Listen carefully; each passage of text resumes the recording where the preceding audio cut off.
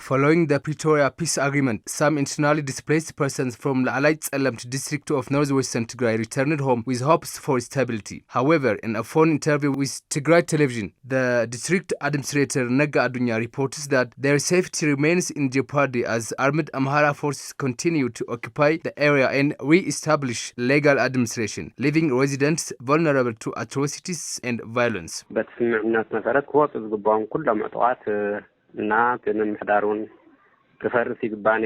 Despite the Pretoria Agreement, the forces that were meant to withdraw have not done so. The illegal administration, which was supposed to be dismantled, has instead entrenched itself in various areas and is actively deploying armed forces. These armed forces are increasingly aligning with a vigilant group terrorizing the population. The so-called peacekeepers and police are failing to maintain order. The situation for the people is dire, particularly in Tselemti, where there is no effective defense force. Local militias are unable to ensure safety because they are restricted from moving with their weapons. As a result, both residents and the returnees are facing a significant risk. The administrator states that residents are once again fleeing to areas under the interim administration of Tigray due to lack of aid, leaving displaced families in dire social conditions. The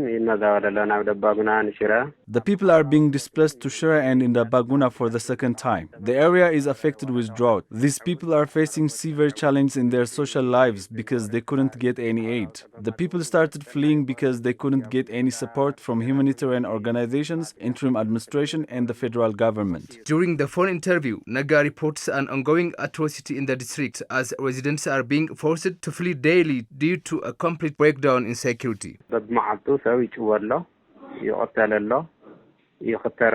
There is huge concern as people face daily abductions, killings, and blockades driven by the absence of any entity capable of ensuring their peace and security. Many people are being forced to flee due to this reason. The people cannot move freely and work. The federal government has consistently failed to provide the necessary peace and security, despite repeated requests. Both parties must commit to ensuring the safety of the people as outlined in the Pretoria Agreement. The administrator notes on the emergence of no resolution for the ongoing crisis, leaving the community in a precarious situation with schools closed for the past 4 years. He warns the situation to deteriorate by the continued lack of access to education alongside disputes over language instruction.